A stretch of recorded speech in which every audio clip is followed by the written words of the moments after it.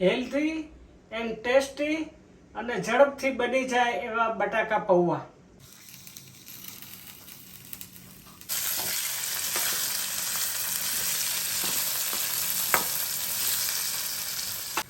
એકદમ છૂટા પૌવા અને સ્માઇલી હેપી કલર.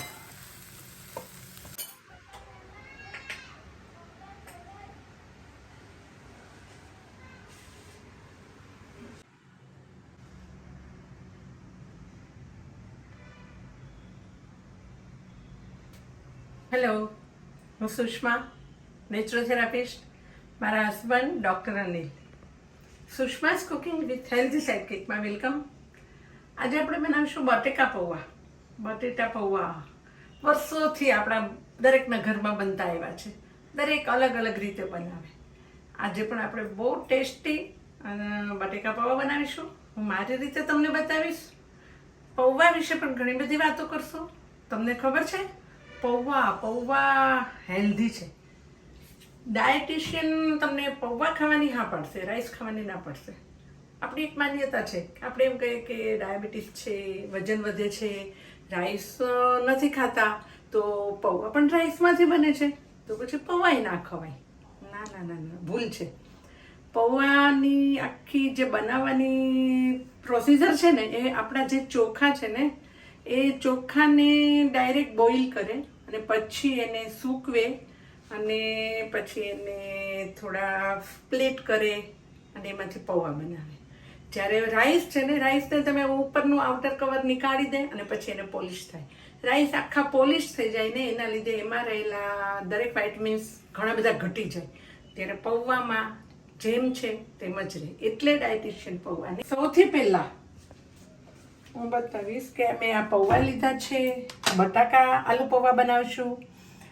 એનામાં નાખવા માટે સિંગદાણા, લીંબુનો રસ, હળદર, મીઠું, કોથમીર, ખાંડ, લીલા મરચાં, રાઈ, મેથી, રાઈ અને જીરું અને લીમડો, કડી લીમડો, મીઠો લીમડો, તેલ.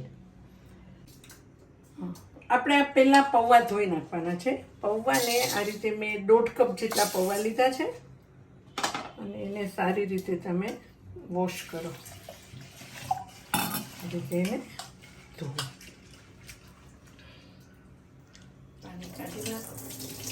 પૌવાને છે ને વોશ કરવામાં બહુ હલાવવાના નથી. એકદમ મસળીને નથી ધોવાના, કારણ કે તો એ પૌવા તૂટી જશે. હવે આ રીતે તમારા પૌવા ધોવાઈ ગયા, એને એક સ્ટ્રેનરમાં કાઢી લો. આ રીતે પૌવાને ધોઈ અને રાખી દો.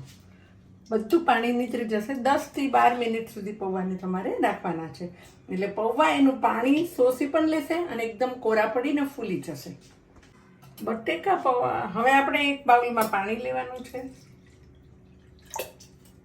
અને આ બટેટા એને છોલી અને સમારવાના છે. બટેટા આ રીતે આખા એને છોલીને સમારવાના છે. છે અને હવે એના એક સરખા પીસ કરો. બટેટા આમાં તમે બોઇલ કરેલા પણ લઈ શકો અને કાચા પણ લઈ શકો. હવે 2 થી 3 વખત આ બટેટાને તમારે સમારેલા બટાકાને ધોવાના છે. એટલે એના રહેલો બધો સ્ટાર્ચ છે ને એ નીકળી જશે તો એકદમ વ્હાઈટ થશે. બટાકા થઈ ગયા. હવે એને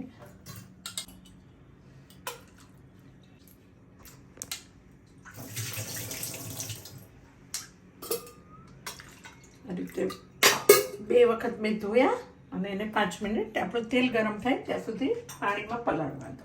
આપણે ગેસ કરશું, એના ઉપર એક પેન મૂકશું. 2 ટેબલસ્પૂન ઓઇલ નાખશું. મેં 1.5 કપ પૌવામાં 3 નાના બટેકા લીધા છે. તેલ ગરમ થઈ ગયું છે. તેમાં તમે 1/2 ટીસ્પૂન રાઈ નાખો. રાઈ પતળે એટલે 1/4 ટીસ્પૂન જીરું નાખો અને ગેસ ધીમો કરો. પિંચો મીઠા લીમડાના પત્તા અને તમે સિંગદાણા, કાચા સિંગદાણા જે બહુ સરસ લાગે એ નાખો. હેલ્ધી પણ એટલા. હલાવો. ગેસ થોડો ફાસ્ટ કરો. પૌવા, મેં તમને કીધું પૌવા બધા અલગ અલગ રીતે, ઘણી બધી રીતે ખવાય અને પૌવાને દરેક આખા ઇન્ડિયામાં ખવાય છે. દરેક સ્ટેટ પ્રમાણે પૌવાને અલગ અલગ નામ પણ છે. અને આ પૌવા કોઈ દૂધ સાથે ખાય, દહીં સાથે ખાય, કોઈ આ રીતે એકલા પૌવા ખાય, કોઈ ઓનિયન સાથે મિક્સ કરે, ફ્રૂટ એન્ડ વેજીટેબલ સાથે પૌવા મિક્સ થાય, દાડમ પણ નાખે, કોઈ પાઇનેપલ પૌવા કરે, અલગ અલગ રીતે બટાકા પૌવા, મિક્સ વેજીટેબલ પૌવા. આપણા સિંગદાણા ગુલાબી થઈ ગયા છે. હવે એમાં તમે કાપીને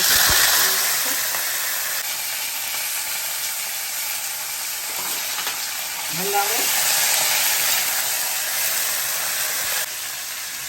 મીઠું 1 ટીસ્પૂન, આટલા નાના 3 માપમાં તમે તમારા ટેસ્ટ પ્રમાણે નાખો. આમાં 1 ટીસ્પૂન મીઠું નાખો અને 1/2 ટીસ્પૂન હળદર નાખો. ફરી એને હલાવો. ઢાંકી દો. ગેસ ધીમો જ રાખો. ઢાંકી દો અને ચડવા દો. બટાકા ચડે ને એ દરમિયાન તમે જોઈ શકો છો આપણા પૌવા પલળી ગયા છે અને એકદમ છૂટા થઈ ગયા છે આ રીતે. હવે એને એક બાઉલમાં કાઢી લો. તમે મારો પૂરો વિડીયો જોજો. પૌવા ઘણીવાર બધાના કડક ચવડ થઈ જાય, પોચા ન રહે, પાણી પાણી થઈ જાય, પૌવામાં મસાલો મિક્સ ના થાય, બધી ટિપ્સ એન્ડ ટ્રિક્સ કઈ. બટાકામાં આપણે બટાકા પૂરતું મીઠું નાખ્યું. હવે 1 ટીસ્પૂન મીઠું પૌવામાં નાખી દો. થોડી હળદર નાખો, 1/2 ટીસ્પૂન, અને સુગર પાવડર 2 ટીસ્પૂન નાખો. આખી ખાંડ પણ નાખી શકો, પણ તમે સુગર પાવડર નાખો ને તો જલ્દી મિક્સ થઈ જશે. અને આ રીતે એને હાથથી ચમચાથી પણ કરાય, થોડું વાસણ હોય તો આ રીતે એને મિક્સ કરી દો. એટલે બધો જ તમારો મસાલો પૌવામાં પણ ચડી જશે. લીંબુનો રસ, પૌવાનો મસાલો પૌવામાં કરવાનો. 2 ટીસ્પૂન લીંબુનો રસ એમાં નાખો અને ફરી એને સારી રીતે હલાવો.